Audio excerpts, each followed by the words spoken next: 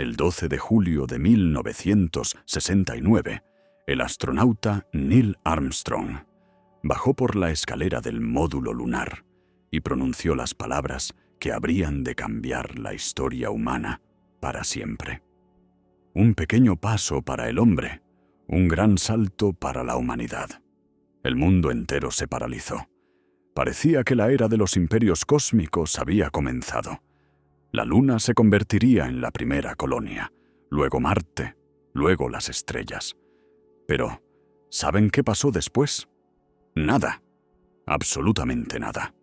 El último ser humano abandonó la Luna en diciembre de 1972, y desde entonces ningún pie ha pisado allí. 50 años de silencio. 50 años, mientras construíamos rascacielos, creábamos Internet, enviábamos robots a Marte, pero ignorábamos a la Luna como a un juguete olvidado. Les dijeron que abandonamos la Luna porque faltaba dinero, o porque no había nada que hacer allí, o si creen a los conspiranoicos, que los alienígenas nos echaron. Todo eso es mentira. Abandonamos la Luna porque el programa Apolo fue el callejón sin salida más caro en la historia de la ingeniería. Fue un sprint tecnológico que era físicamente imposible convertir en un maratón. Las leyes de la física hicieron del programa lunar un absurdo económico, y nosotros entendíamos esto perfectamente ya a mediados de los años 70. La Luna no valía el dinero que se requería para regresar allí. No había nada valioso, nada que justificara el precio monstruoso de un billete de ida. Pero ahora regresamos, y no regresamos por banderas y prestigio. Regresamos porque todo ha cambiado. Encontramos lo que convirtió una piedra muerta en un recurso estratégico. Encontramos agua, y desde este momento, la Luna dejó de ser un museo de la carrera espacial y se convirtió en el campo de una nueva batalla. La batalla por el 8º continente. La batalla que determinará quién controlará el acceso al resto del sistema solar. Estados Unidos contra China. El Estado contra las corporaciones. Las leyes contra el vacío. Bienvenidos a la carrera más importante del siglo XXI. Antes de sumergirnos en esta historia sobre cómo la humanidad aprende de sus errores y comienza un nuevo capítulo de expansión cósmica, apoyen al canal de la científica soñolienta con una suscripción y un me gusta. Así no se perderán otros materiales sobre cómo la ciencia y la geopolítica chocan en la frontera de lo posible, formando nuestro futuro entre las estrellas. Comencemos con ¿por qué el programa Apolo fue el mayor triunfo de ingeniería y al mismo tiempo una catástrofe económica? Imaginen que necesitan ir de Moscú a Vladivostok, pero cada vez que viajan deben quemar el tren después de llegar. No simplemente darlo de baja, sino literalmente destruirlo, y luego construir un nuevo tren desde cero para el siguiente viaje. Suena una locura. Exactamente así funcionaba el programa Apolo. Cada misión requería la construcción de un cohete desechable gigante, el Saturno V, el cohete más potente en la historia de la humanidad. Pesaba casi 3.000 toneladas en el despegue. De esas 3.000 toneladas, solo una diminuta cápsula con una masa de unas 5 toneladas regresaba a la Tierra. Todo lo demás se quemaba, se hundía en el océano, quedaba en órbita o en la Luna. El 99% del cohete era material fungible. ¿Por qué es así? Porque existe una ley fundamental de la cosmonáutica que se llama la ecuación de Tsiolkovsky. No es solo una fórmula en un libro de texto, es una tiranía que determina toda la industria espacial. La esencia es que cuanto más carga útil quieras transportar, exponencialmente más combustible necesitas. Y este combustible también tiene masa, que necesita ser acelerada. Resulta un círculo vicioso. para llevar a la Luna a 3 astronautas con equipo de varias toneladas de masa, necesitas un cohete de 3.000 toneladas. Es una proporción de 1 a 1.000. Imaginen que cada vez que quieren enviar un paquete de 1 kilogramo, necesitan gastar 1 tonelada de recursos. Esa es la realidad de los vuelos espaciales. El programa Apolo costó $140.000 millones en precios modernos. Cada misión lunar costaba aproximadamente $1.000 millones. Por ese dinero, volaron a la Luna 12 personas. Pasaron allí un total de 3 días y trajeron 380 kilogramos de suelo lunar. Si calculamos el costo de 1 gramo de roca lunar, resulta aproximadamente $300.000 por gramo. El oro cuesta $60 por gramo. Incluso el isótopo más raro en la Tierra es más barato. Era económicamente absurdo.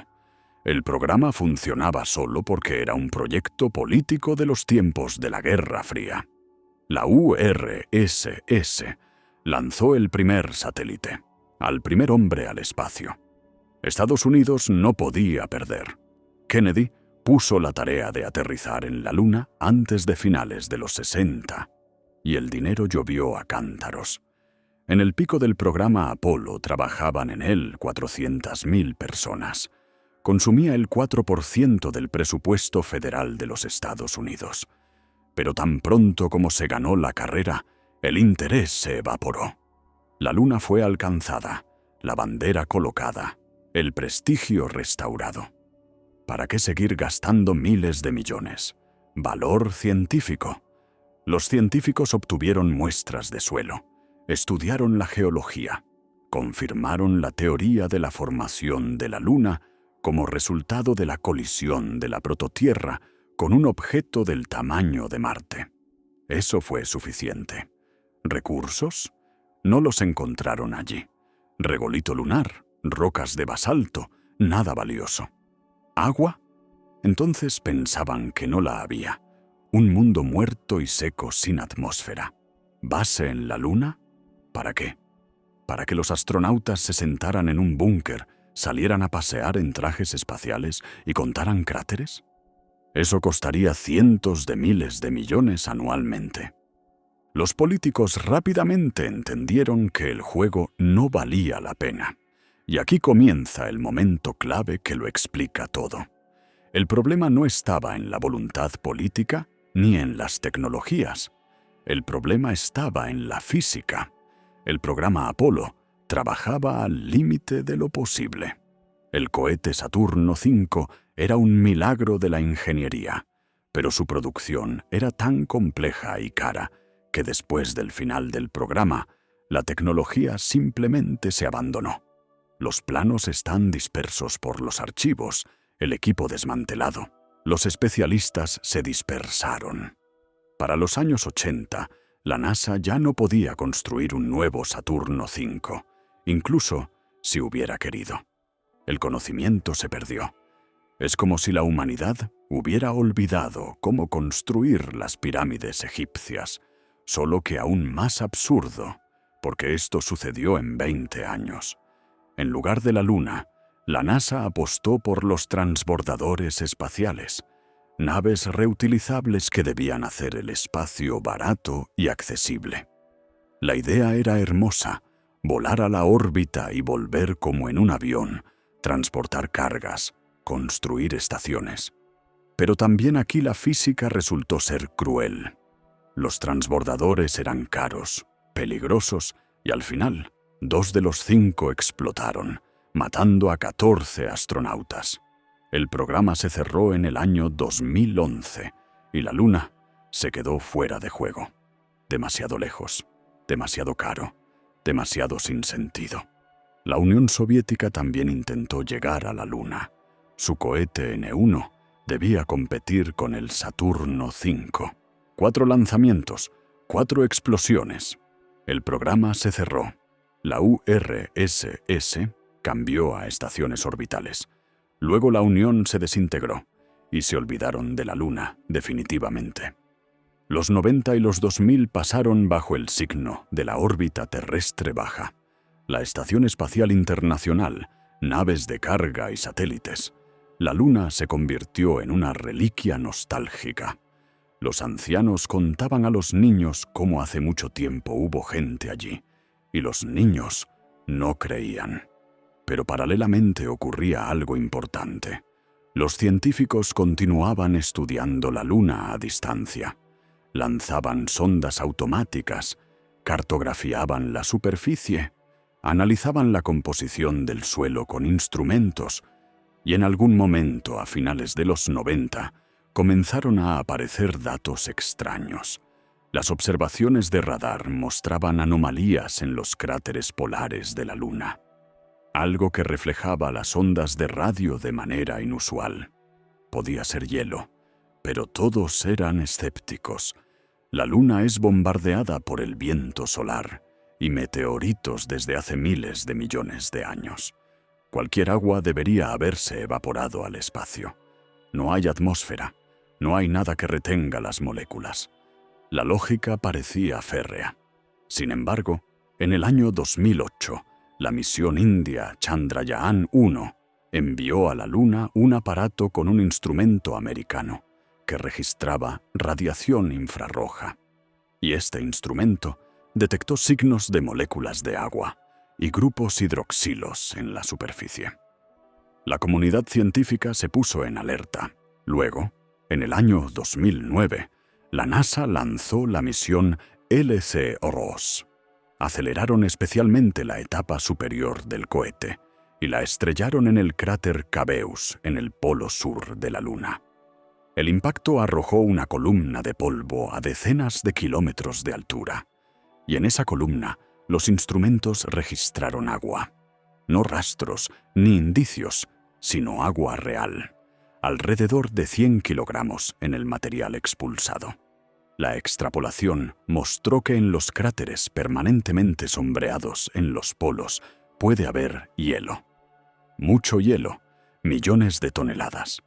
Este descubrimiento cambió todo, porque el agua en la Luna significa no solo interés científico. Agua en la Luna es combustible, oxígeno, protección contra la radiación, material de construcción. El agua es la llave para transformar la Luna de una piedra inútil a un puesto de avanzada estratégico. Analicemos por qué. Primero, el agua es combustible. Si pasas una corriente eléctrica a través del agua, se descompone en hidrógeno y oxígeno. El proceso se llama electrólisis y se puede realizar directamente en la Luna usando paneles solares. Hidrógeno y oxígeno son componentes del combustible para cohetes. Mézclenlos en la cámara de combustión, enciéndanlos y obtengan empuje. Son los mismos componentes con los que volaban los motores principales de los transbordadores espaciales. Imaginen que ahora no necesitan llevar todo el combustible desde la Tierra. Vuelan a la Luna, repostan allí con hidrógeno y oxígeno y parten más lejos hacia Marte o hacia los asteroides. La Luna se convierte en una gasolinera cósmica, una estación de servicio orbital. Esto cambia radicalmente la economía de los vuelos espaciales. Para entender la escala de los cambios, imaginen tal analogía. Van de Moscú a Vladivostok en coche. Si necesitan llevar toda la gasolina con ustedes desde el principio, el coche se convierte en un camión cisterna y gastan la mayor parte del combustible simplemente en transportar el propio combustible. Pero si a mitad de camino hay una gasolinera, pueden llevar el mínimo, llegar hasta ella, repostar y seguir viajando ligeros. La Luna es esa misma gasolinera a mitad de camino entre la Tierra y todo el resto del cosmos. La gravedad de la Luna es 6 veces más débil que la terrestre, y no hay atmósfera. Despegar desde la Luna es decenas de veces más barato que desde la Tierra. Si pueden producir combustible en la Luna con recursos locales, la economía de las misiones a Marte, a los asteroides, a los satélites de Júpiter, cambia por completo. Segundo, oxígeno, no solo para los cohetes, sino para respirar. Los astronautas consumen aproximadamente 1 kilogramo de oxígeno al día. Si planean una base a largo plazo en la Luna, llevar todo el oxígeno desde la Tierra es locamente caro. 1 kilogramo de carga en la superficie de la Luna cuesta aproximadamente $50.000. Si la base está calculada para 10 personas por un año, son 3,5 toneladas de oxígeno. $175 millones solo por el aire. Pero si pueden extraer oxígeno del agua o incluso del regolito lunar, que contiene óxidos, el costo se desploma. Crean un sistema de soporte vital cerrado. El dióxido de carbono que exhalan los astronautas se procesa de nuevo en oxígeno. El agua se divide, se usa, se recolecta de nuevo. La base se vuelve autosuficiente. Tercero, protección contra la radiación. La Luna no tiene campo magnético ni atmósfera, por lo que la superficie es bombardeada constantemente por rayos cósmicos y viento solar. La dosis de radiación en la superficie es aproximadamente 250 veces mayor que en la Tierra. Los astronautas del Apolo pasaron allí solo unos pocos días. Eso era tolerable. Pero si planean vivir allí meses, necesitan protección. Paredes gruesas de metal son demasiado pesadas para llevar. Se puede usar suelo lunar, pero es difícil construir. El agua es la variante ideal. Los átomos de hidrógeno absorben perfectamente la radiación. Una pared de agua de 1 metro de grosor protege casi tan bien como varios metros de hormigón. Pueden construir cisternas alrededor de los módulos habitables, llenarlas con agua lunar y obtener una protección barata y efectiva. El agua sirve simultáneamente como reserva en caso de fuga, depósito para la producción de combustible y escudo contra la radiación. Cuarto, construcción. Mezclen regolito lunar con agua y obtendrán una especie de hormigón. No exactamente hormigón, pero un material que se puede moldear, compactar, usar para la construcción. En la Luna no hay madera, hay poco metal. El plástico hay que llevarlo desde la Tierra. Pero de regolito hay una cantidad infinita. Cubre toda la superficie con una capa de varios metros. Si hay agua, se pueden hacer bloques, imprimir construcciones en impresoras tridimensionales, construir carreteras, plataformas de despegue y aterrizaje, paredes. El agua convierte el polvo en material de construcción. Quinto, agricultura. Las plantas necesitan agua. Si quieren cultivar comida en la Luna para no depender de suministros constantes desde la Tierra, necesitan un ecosistema cerrado, hidroponía, invernaderos bajo cúpulas, iluminación LED, dióxido de carbono de la respiración de los astronautas. Todo esto es posible, pero el componente clave es el agua. En Marte hay hielo de agua bajo la superficie. En la Luna, ahora también. Esto hace a ambos mundos candidatos para la colonización. El descubrimiento de agua en la Luna reinició la carrera lunar. Pero ahora era una carrera diferente, no por prestigio, sino por recursos. Y en esta carrera participan no solo estados, sino también compañías privadas. Porque si la Luna es una gasolinera, significa que se puede ganar dinero en ella. SpaceX, Blue Origin. Decenas de startups miran a la Luna y ven dinero. La NASA lanzó el programa Artemisa.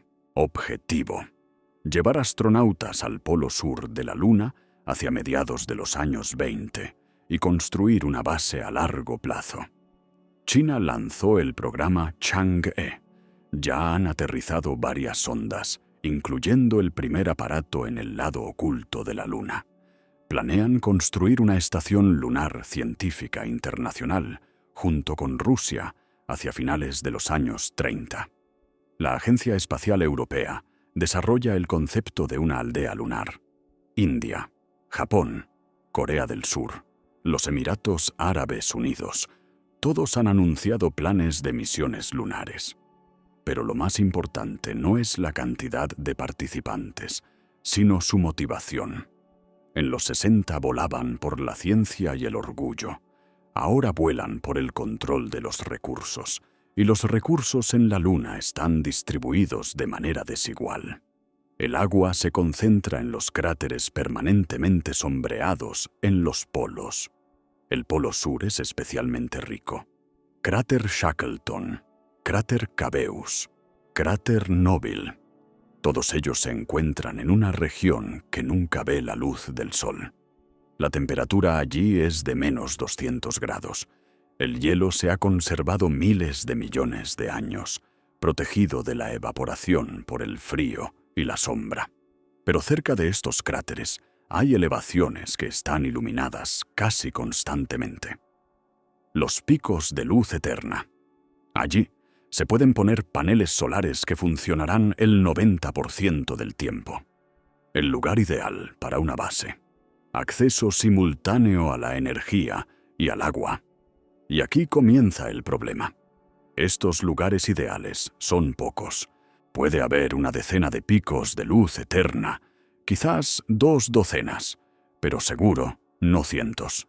Si un país o compañía ocupa tal lugar y construye una base allí, todos los demás se encontrarán en desventaja. Es como apoderarse de la única fuente de agua dulce en el desierto. Técnicamente los demás pueden encontrar agua en otro lugar, pero será más caro, más difícil, más peligroso. Quien ocupe primero las mejores posiciones obtendrá una ventaja estratégica, y no existen leyes internacionales que regulen esto. El Tratado sobre el Espacio Ultraterrestre de 1967 es el documento principal que define las reglas de conducta en el espacio. Prohíbe la colocación de armas de destrucción masiva en órbita y en cuerpos celestes.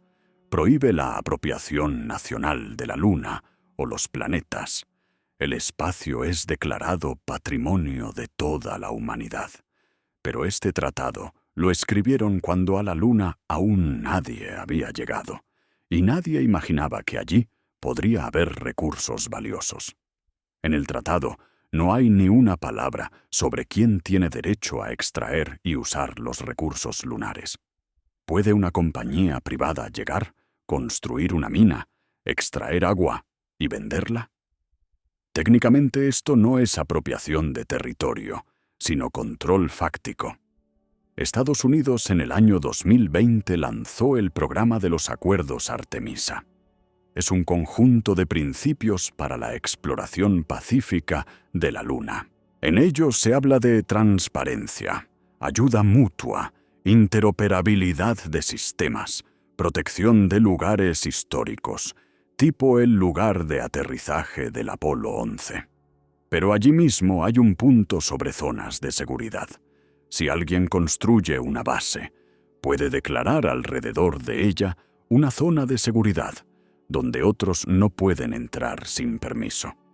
Esto suena razonable: prevenir accidentes, colisiones, daños al equipo, pero en esencia es una forma de consolidar el control sobre el territorio sin llamarlo apropiación. China y Rusia se negaron a firmar los Acuerdos Artemisa. Consideran que es un intento de Estados Unidos de establecer sus reglas eludiendo a la ONU.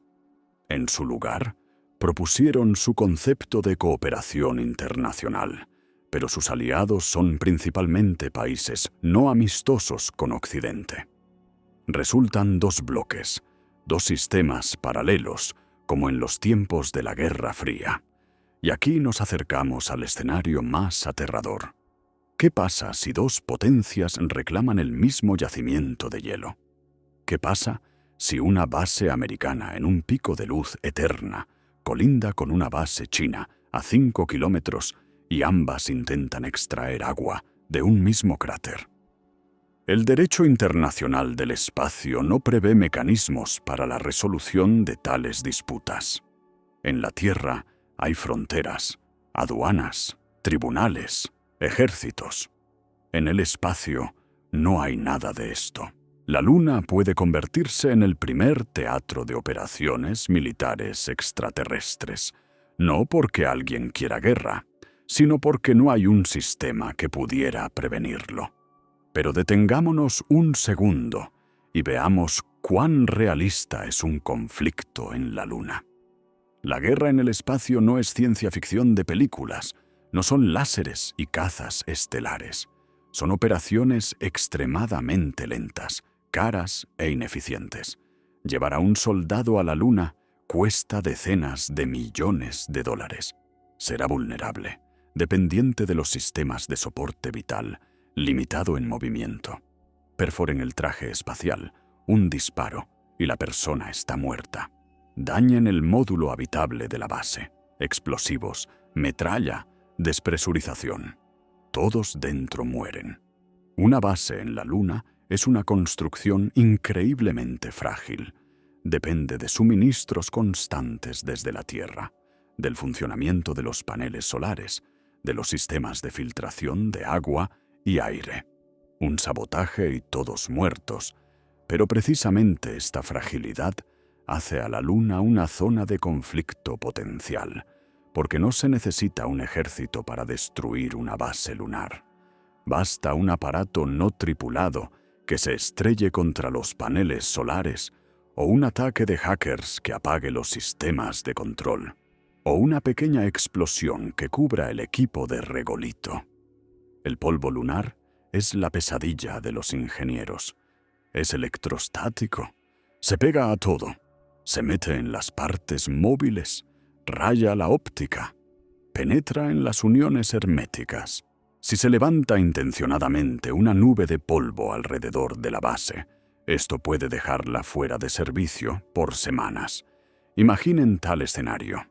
Año 2035. Estados Unidos construyó la base Artemisa en el polo sur de la Luna, junto al cráter Shackleton. Allí viven 6 astronautas, extraen hielo, producen oxígeno e hidrógeno, prueban tecnologías para la futura misión marciana. A 10 kilómetros, la base china Palacio Celestial Luna, con 8 taikonautas, hacen lo mismo. Ambas bases usan el mismo cráter para la extracción de hielo. Técnicamente la Luna es lo bastante grande y hay hielo para todos. Pero los chinos comienzan trabajos de perforación activos que crean vibraciones que dañan el equipo americano. Estados Unidos presenta una queja en la ONU. China dice que la Luna no tiene fronteras y tienen derecho a trabajar donde sea. La tensión crece. Un mes después, en la base americana, falla el generador principal. Técnicamente pudo ser una avería, pero los americanos sospechan sabotaje. Un dron pudo volar de noche y dañar el sistema. No hay pruebas. Las cámaras de videovigilancia captan una sombra, pero identificar el objeto es imposible. Estados Unidos envía a la base china un vehículo lunar con una exigencia de inspección. China se niega, citando la soberanía de su misión. El vehículo lunar se acerca. Los robots chinos se alinean, bloqueando el camino. No es una operación militar. Son simplemente 2 grupos de máquinas que no pueden ponerse de acuerdo. Pero si una de ellas empuja a la otra y esto causa daño a equipo crítico, comenzará la escalada. Uno de los vehículos lunares chinos choca contra el americano. Accidente o intencionado, se desconoce. El vehículo lunar americano vuelca. Los paneles solares destruidos. Estados Unidos califica esto como un acto de agresión. Activan un satélite militar secreto en la órbita lunar. Dispara un pequeño proyectil que destruye la antena de comunicación china. China pierde contacto con la base. Los taikonautas pasan a modo de emergencia. No saben si fue un ataque o un accidente. Suponen lo peor. Uno de sus vehículos lunares se dirige a la base americana. Los astronautas ven esto en el radar, entran en pánico, activan el sistema defensivo, un dispositivo de radar de impulsos que bloquea la electrónica. El vehículo lunar chino se detiene, pero sus sistemas están dañados. Ahora, ambas partes creen que la otra atacó primero. La comunicación con la Tierra va con un retraso de unos segundos, pero suficientes para que los militares en ambos lados comiencen a prepararse para lo peor. Estados Unidos anuncia que la base china representa una amenaza. China declara que los americanos violaron el derecho internacional. En la ONU se convoca una reunión de emergencia, pero mientras los diplomáticos discuten, en la Luna ocurre una tragedia. Los chinos, temiendo un ataque posterior, lanzan un pequeño cohete que debía usarse para exploración geológica en dirección a la base americana. No para impactar, sino para mostrar fuerza. El cohete falla y pasa de largo de la base, pero su motor de combustible líquido deja un rastro de gases calientes que dañan los paneles solares de los americanos. La base pasa a alimentación de emergencia. Los astronautas entienden que si no hay reparación en 48 horas, tendrán que evacuar. Pero la nave de evacuación no está lista para el lanzamiento. Se necesita tiempo.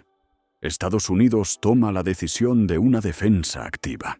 Usan el satélite en órbita para dejar caer varios contenedores con barras metálicas, simplemente trozos inertes que caen bajo la acción de la gravedad lunar. Esta arma se llama cinética. No se necesitan explosivos. La velocidad de impacto de varios kilómetros por segundo es suficiente para atravesar cualquier blindaje. Una de las barras cae cerca de la base china. Levanta toneladas de regolito que cubre el equipo.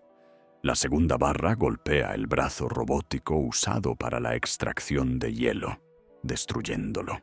China interpreta esto como un ataque total a una base civil. Activan un láser secreto que debía usarse para probar comunicaciones y lo dirigen a la nave de evacuación americana, dañando el sistema de propulsión. Ahora los astronautas americanos no pueden abandonar la Luna. Se convierten en rehenes. En la Tierra comienza una crisis diplomática. Estados Unidos exige una desescalada inmediata. Acusan a China de intento de asesinato de astronautas. China dice que actuó en respuesta a la agresión americana. La situación está al borde de la guerra, pero ambas partes entienden que una guerra real en la Luna es imposible, porque incluso si destruyes la base enemiga, no obtienes el control de la Luna. Simplemente pierdes miles de millones de dólares y capital político. La Luna es demasiado grande para ocuparla y demasiado cara para pelear por ella. El conflicto termina en negociaciones. La ONU impone una moratoria a cualquier operación activa en la Luna por 6 meses. Se crea una comisión internacional para investigar el incidente. Estados Unidos y China se acusan mutuamente, pero no hay pruebas públicas. Evacúan a los astronautas en una nave de reserva que envían desde la Tierra. La base china continúa trabajando, pero con una tripulación mínima. Ambas partes entienden que tal escenario no se puede repetir. Comienzan las negociaciones sobre la creación de un tratado lunar internacional que establecería reglas claras de extracción de recursos, zonas de seguridad, mecanismos de resolución de disputas. Este es un escenario hipotético, pero se basa en riesgos reales. La Luna se convierte en una zona de conflicto potencial, no porque alguien quiera guerra, sino porque el sistema legal no sigue el ritmo de las capacidades tecnológicas. Y cuantos más países y compañías comiencen a trabajar en la Luna, mayor será la probabilidad de incidentes. colisión de vehículos lunares, daño de equipo, disputa sobre el derecho a la extracción. Todo esto puede salirse de control si no hay un mecanismo internacional de gestión. Pero veamos ahora el otro lado de la cuestión, el económico, porque todos estos juegos geopolíticos tienen sentido solo si la economía lunar es real. ¿Pero es real? ¿Se puede realmente ganar dinero en la Luna? Imaginen que son una compañía espacial. Tienen un cohete que puede entregar cargas a la Luna. Tienen equipo robótico que puede extraer hielo y procesarlo en combustible. Su plan de negocios es tal: construyen en la Luna una fábrica de producción de combustible. Cada mes, la fábrica produce 10 toneladas de hidrógeno líquido y oxígeno líquido.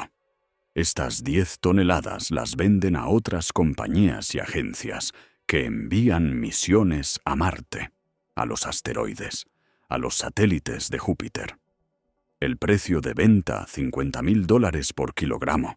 Es más barato que llevar el combustible desde la Tierra, donde el costo de puesta en órbita es de alrededor de $100.000 por kilogramo, teniendo en cuenta todas las etapas de entrega.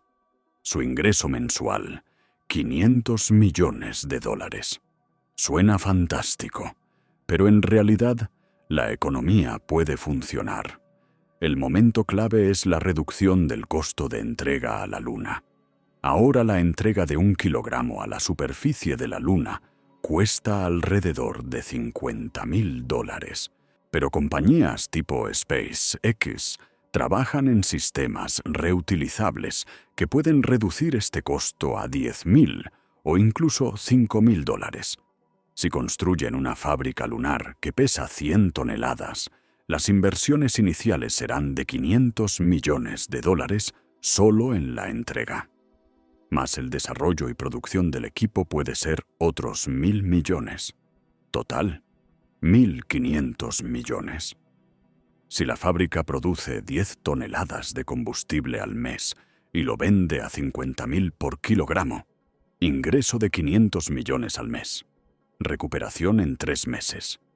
Incluso si se tienen en cuenta los gastos operativos, reemplazo de equipo, riesgos, el proyecto se paga en 1 año o 2. Después de eso, beneficio neto. Y esto con la condición de que haya un mercado de compradores. El mercado existe. La NASA planea enviar personas a Marte en los años 30. Cada misión marciana requerirá cientos de toneladas de combustible. Si la mitad de este combustible se puede repostar en la Luna, el ahorro es enorme. Las compañías que extraen recursos en asteroides necesitan combustible para maniobrar. Los vuelos turísticos alrededor de la Luna ya se venden y también necesitan repostaje. Los satélites en órbitas altas que se usan para comunicaciones, navegación y observación de la Tierra periódicamente necesitan repostaje para corrección de órbita. Si en la Luna hay combustible barato, se puede enviar un tanquero, repostar el satélite, extender su vida útil por décadas. Son miles de millones de dólares de ahorro para los operadores de satélites.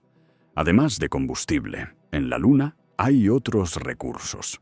El regolito contiene óxidos de silicio, aluminio, hierro, titanio. Estos elementos se pueden extraer mediante procesos químicos y usar para la producción de paneles solares, construcciones metálicas, electrónica. Por ahora es más barato llevar todo desde la Tierra, pero si en la Luna aparece una base industrial, el equilibrio cambiará.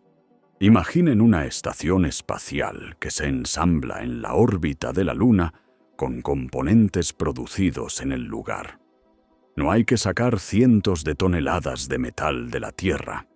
Extraen el metal en la Luna, lo funden en hornos de vacío usando energía solar y lo envían a la órbita.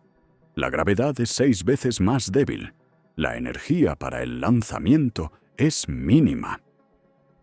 Helio 3. es un isótopo de helio que es raro en la Tierra, pero relativamente común en el regolito lunar. El viento solar lo llevó allí durante miles de millones de años. El helio 3 se considera como un combustible potencial para los reactores termonucleares del futuro. La reacción de fusión de helio 3 con deuterio produce una enorme cantidad de energía y casi no da residuos radiactivos. El problema es que los reactores termonucleares de helio 3 aún no han sido creados. Es una tecnología del próximo siglo, si es que llega a realizarse. Pero si funciona, la Luna se convertirá en la fuente del combustible más valioso del universo. 1 kilogramo de helio 3 teóricamente puede proveer de energía a una ciudad pequeña durante un año. En la Luna hay millones de toneladas, pero incluso sin helio 3 la economía lunar tiene sentido, si se considera la Luna como una base intermedia. Cada misión al espacio profundo, lanzada desde la Tierra, debe superar el pozo gravitatorio de nuestro planeta. Es la parte que más energía consume. Si se traslada la producción, ensamblaje y lanzamiento de naves espaciales a la Luna o a su órbita, el ahorro en combustible será de órdenes de magnitud mayor. La Luna se convierte en un astillero donde se construyen naves interplanetarias. La materia prima se extrae en el lugar. Energía de paneles solares o de reactores nucleares compactos, mano de obra robots y una pequeña cantidad de personas para control. La nave se ensambla en la órbita de la Luna, se reposta con combustible lunar y se envía a Marte. De la Tierra traen solo lo que no se puede producir en la Luna: electrónica de alta tecnología, medicamentos, comida fresca para la tripulación. Todo lo demás local. Este escenario se llama Revolución Industrial Lunar. Y no es ciencia ficción. Las tecnologías para esto existen o se están desarrollando. Robots capaces de trabajar en condiciones extremas. Sistemas de extracción y procesamiento de regolito. Impresoras tridimensionales que imprimen piezas metálicas a partir de polvo. Sistemas de soporte vital cerrado, donde nada se pierde, todo se recicla. El problema no está en las tecnologías. El problema está en las inversiones iniciales y en la coordinación de esfuerzos. ¿Quién financiará? ¿El Estado? ¿Compañías privadas o ambos? La NASA lanzó el programa Artemisa, con un presupuesto de alrededor de $100.000 millones para la próxima década. Es mucho, pero no tanto como para construir una base industrial completa. Las compañías privadas están listas para invertir, pero quieren garantías de retorno. Nadie invertirá miles de millones en un proyecto que puede ser bloqueado por decisiones políticas o competidores. Se necesita certeza legal. Se necesitan tratados internacionales que protejan las inversiones, definan los derechos de propiedad, establezcan reglas de competencia. Mientras no haya esto, la economía lunar permanece en el limbo. Los estados gastan dinero en misiones de prestigio. Las compañías experimentan con tecnologías, pero la verdadera exploración a gran escala no ocurre. Y aquí de nuevo surge la geopolítica, porque quien primero cree un modelo económico funcional en la Luna obtendrá una enorme ventaja. Es como el descubrimiento de América o la revolución industrial. El país o bloque de países que controlen los recursos lunares y la infraestructura podrán dictar condiciones a todos los demás. Esto no significa ocupación directa, pero significa dominio tecnológico y económico. China entiende esto. Su programa lunar es ambicioso y consistente. La misión Chang'e 4 por primera vez en la historia aterrizó un aparato en el lado oculto de la Luna en el año 2019. El lado oculto es interesante porque nunca es visible desde la Tierra debido al acoplamiento de marea. Allí no hay comunicación por radio directa, se necesita un satélite repetidor. China lanzó tal satélite y demostró que puede trabajar en condiciones complejas. Chang'e 5 trajo a la Tierra muestras de suelo lunar en el año 2020. Chang'e 6 se planea enviar al Polo Sur para exploración de hielo. Chang'e 7 y 8 probarán tecnologías de extracción de recursos y construcción de base. Hacia finales de los 30, China planea tener una estación habitada permanente en la Luna. Rusia anunció una asociación con China en este proyecto. Roscosmos proporcionará tecnologías de aterrizaje y soporte vital, experiencia de misiones orbitales a largo plazo. China proporcionará financiación y capacidades de producción. Juntos crean una alternativa al programa americano Artemisa. No es una nueva guerra fría, pero es definitivamente una competencia por influencia. Europa, Japón, India oscilan entre dos bloques. La Agencia Espacial Europea coopera tanto con la NASA como con Roscosmos. Proporcionan módulos para el programa Artemisa, pero también discuten cooperación con China. Los europeos no quieren elegir bando, quieren ser jugadores independientes. Tienen tecnologías, experiencia, infraestructura, pero falta voluntad política y financiación para un programa independiente. Por eso hacen equilibrios. Rusia, tras la caída de la URSS, perdió gran parte del potencial espacial. Roscosmos aún es capaz de misiones complejas, pero el presupuesto es limitado. Las tecnologías envejecen, la corrupción consume recursos. La asociación con China es un intento de permanecer en el juego. Rusia proporciona experiencia. China, dinero y producción. Pero es una asociación desigual. Con el tiempo, China superará a Rusia tecnológicamente y la necesidad de un socio desaparecerá. India desarrolla su programa independientemente. Alcanzaron con éxito la órbita de Marte al primer intento. El costo de la misión fue ridículamente bajo para los estándares occidentales. La Agencia Espacial India es eficiente, los ingenieros talentosos, las ambiciones crecen. Si India decide concentrarse en la Luna, pueden convertirse en un jugador importante. Pero por ahora sus prioridades están difusas entre la Luna, Marte y la órbita cercana a la Tierra. Las compañías privadas añaden otro nivel de complejidad. SpaceX, Blue Origin, Rocket Lab. Decenas de otras no se subordinan a los estados directamente. Trabajan con contratos, pero también tienen objetivos propios.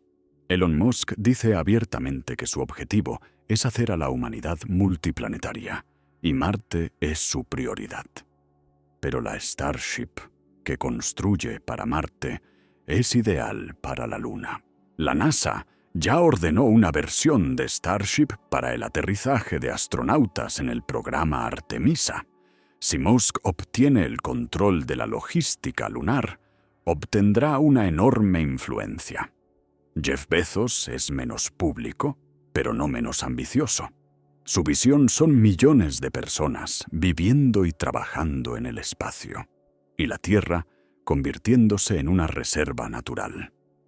Blue Origin desarrolla tecnologías específicamente para la Luna, porque Bezos cree que la Luna es la clave para la industrialización del espacio. Invierte miles de millones de su propio dinero, sin esperar un retorno rápido. Es una apuesta a largo plazo.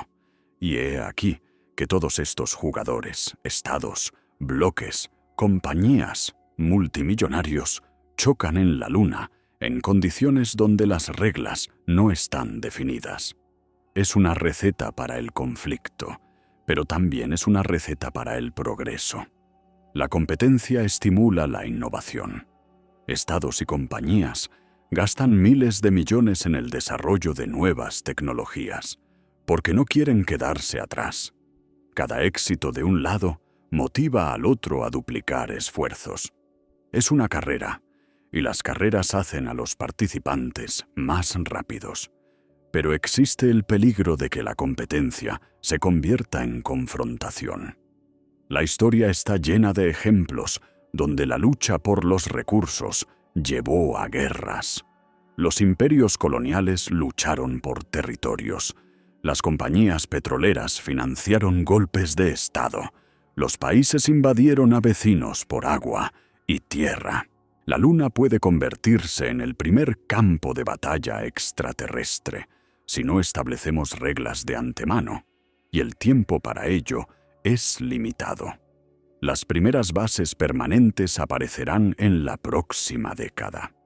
Para ese momento se necesita una estructura legal. La ONU intenta jugar un rol coordinador, pero sus capacidades son limitadas. El Comité para el Uso Pacífico del Espacio Ultraterrestre discute estas cuestiones por años, pero no hay consenso. Rusia y China quieren un nuevo tratado que reemplace al documento obsoleto de 1967. Estados Unidos y sus aliados prefieren trabajar en el marco de los acuerdos existentes, complementados con acuerdos bilaterales y multilaterales, tipo los acuerdos Artemisa. Es un callejón sin salida. Y mientras los diplomáticos discuten, los ingenieros construyen cohetes y el reloj corre. Posiblemente, la solución sea la creación de una organización lunar internacional, similar a la Agencia Internacional de Energía Atómica. Un órgano que controle el cumplimiento de las reglas, resuelva disputas, certifique operaciones. Los países y compañías que deseen trabajar en la Luna deben registrar sus planes, obtener permisos, informar sobre actividades. Esto no limita la libertad, pero crea transparencia. Si todos saben quién hace qué y dónde, la probabilidad de conflictos disminuye. Si surgen disputas, hay un mecanismo de negociaciones, tribunal de arbitraje, sanciones para los infractores. Pero para crear tal organización, se necesita voluntad política. Y por ahora, no la hay. Estados Unidos no quiere compartir el poder. China no quiere someterse a reglas escritas en Occidente. Rusia exige estatus igualitario, pero no tiene recursos para una contribución significativa. Europa quiere compromiso, pero no puede obligar a las grandes potencias a ponerse de acuerdo. India, Japón, otros países quieren participar, pero no quieren ser arrastrados a la política de bloques.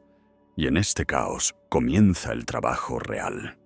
Robots perforan hielo en el polo sur de la Luna. Astronautas prueban trajes espaciales de nueva generación. Ingenieros diseñan reactores nucleares del tamaño de una maleta para bases lunares. Biólogos cultivan plantas en regolito lunar simulado. Programadores crean IA para el control de sistemas autónomos. Miles de personas en todo el mundo trabajan para hacer la Luna habitable. No les importa la geopolítica, les importa la tarea: resolver el problema, hacer que la tecnología funcione, verificar la hipótesis. Y en esto hay esperanza. Porque, a pesar de toda la política, de todos los conflictos de intereses, el espacio une. Los astronautas en la Estación Espacial Internacional, rusos, americanos, europeos, japoneses trabajan juntos, duermen en un mismo módulo, comen juntos, se ayudan mutuamente. Allí no hay fronteras. Cuando ves la Tierra desde el espacio, todas estas fronteras, banderas, conflictos parecen absurdos. Estamos todos en un pequeño planeta, volando a través del vacío infinito. Y si no aprendemos a cooperar, no sobreviviremos. La Luna puede convertirse en un símbolo de esta cooperación. No una Luna americana, no una china, sino humana. Un lugar donde personas de diferentes países, culturas, idiomas, viven y trabajan juntos, porque la alternativa es la muerte. En el espacio no hay lugar para el nacionalismo. Las tecnologías funcionan o no funcionan, independientemente de quién las creó. El oxígeno lo necesitan todos, el agua la necesitan todos. La radiación mata a todos por igual. Esto iguala. Quizás, dentro de 50 años, cuando en la Luna haya decenas de bases, miles de personas, niños nacidos allí, economía, cultura, miremos atrás y entendamos que la lucha geopolítica de los años 20 y 30 fue el último destello de pensamiento terrestre. Y luego comenzó algo nuevo, el pensamiento cósmico. Dejamos de dividir planetas en territorios y comenzamos a mirarlos como recursos comunes. Dejamos de considerarnos ciudadanos de países y comenzamos a considerarnos ciudadanos del sistema solar. Es una utopía, tal vez, pero las utopías mueven el progreso. La idea de que las personas pueden volar era una utopía, hasta que los hermanos Wright construyeron el avión. La idea de que alcanzaríamos la Luna era ciencia ficción, hasta que Armstrong dejó una huella en el regolito. La idea de que viviremos fuera de la Tierra parece imposible ahora, pero dentro de 100 años, nuestros descendientes vivirán en la Luna, en Marte, en estaciones orbitales, y para ellos será tan natural como para nosotros vivir en ciudades. Pero para que esto suceda, hay que pasar por un difícil período de formación, por conflictos, errores, tragedias. La gente morirá. Es inevitable. El espacio no perdona errores. Una avería del traje espacial, fallo del sistema de soporte vital, error del piloto, tormenta solar. Todo esto puede matar. Perderemos astronautas. Será doloroso. La sociedad se preguntará si vale la pena. Y cada vez tendremos que responder: sí, vale la pena. Porque la alternativa es quedarse en la Tierra para siempre. Y un día, algo sucederá.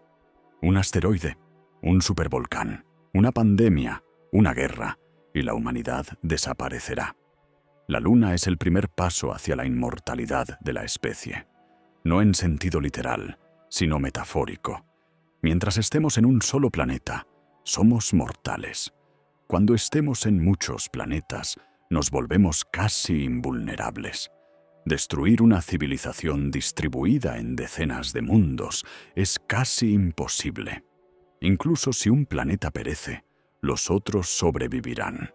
Es un seguro a nivel de especie. Y comienza con la Luna. Por eso la lucha por el 8º continente no es simplemente una lucha por recursos o prestigio. Es una lucha por la supervivencia. Y en esta lucha no hay perdedores si todos llegamos a la meta. Porque el objetivo no es la victoria de un país sobre otro. El objetivo es hacer de la humanidad una especie cósmica. Y cada paso hacia ese objetivo, cada lanzamiento de cohete, cada astronauta que pisó la Luna, cada kilogramo de hielo extraído, es una victoria de todos nosotros. El programa Apolo fue un callejón sin salida genial, porque se basaba en un modelo inestable, cohetes desechables, misiones a corto plazo, ausencia de lógica económica. Pero demostró que es posible. Inspiró a una generación. Mostró que los límites de las capacidades humanas son mucho más amplios de lo que pensábamos. Y ahora, 50 años después, regresamos, pero ahora con otro enfoque. Sistemas reutilizables, presencia a largo plazo, modelo económico basado en recursos. Aprendemos de los errores, construimos sobre los cimientos puestos por la generación anterior. Y esto es lo principal. Cada generación da un paso. La generación de los 60 demostró que se puede volar a la Luna. La generación de los 20 y 30 demostrará que se puede vivir allí. La generación de los 50 construirá una economía. La generación de los 70 se expandirá a Marte. Cada generación pasa el testigo a la siguiente. Y algún día, dentro de siglos, nuestros descendientes se dispersarán por toda la galaxia y recordarán que todo comenzó aquí, en la Luna, en la primera mitad del siglo XXI, cuando la humanidad tomó la decisión de no quedarse en la Tierra, sino ir más allá. ¿Es romántico? Sí. pero el romanticismo mueve el mundo. Sin el sueño de volar, no habría aviación. Sin el sueño de las estrellas, no habría cosmonáutica. Sin el sueño del futuro, no habría progreso. Somos soñadores, y esa es nuestra fuerza. Miramos a la luna y vemos no solo una piedra, sino un hogar. Miramos a Marte y vemos jardines. Miramos a las estrellas y vemos un camino. Y vamos por ese camino, a pesar de todos los obstáculos, porque no podemos hacer otra cosa. Está en nuestra naturaleza. Somos exploradores, descubridores, constructores. Creamos el futuro con nuestras propias manos, y la batalla por el 8º continente es parte de este proceso. Será sucia, compleja, llena de conflictos y compromisos. Pero al final construiremos algo grande.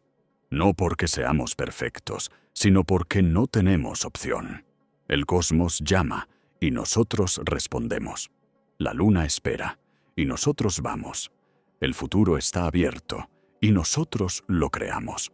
Así que la próxima vez que miren a la luna en el cielo nocturno, recuerden, ya no es un mundo muerto, sino un campo de batalla, un sitio de construcción, esperanza. Allí, en el Polo Sur, bajo una capa de hielo antiguo, está escondida la llave de nuestro futuro entre las estrellas. Y la humanidad, a pesar de todos los desacuerdos, lenta pero inexorablemente se mueve para tomar esa llave y abrir la puerta a la era cósmica. La batalla por el 8º continente apenas ha comenzado, y su desenlace determinará qué seremos: una civilización encerrada en un solo planeta o una especie que viaja libremente entre mundos. La elección es nuestra.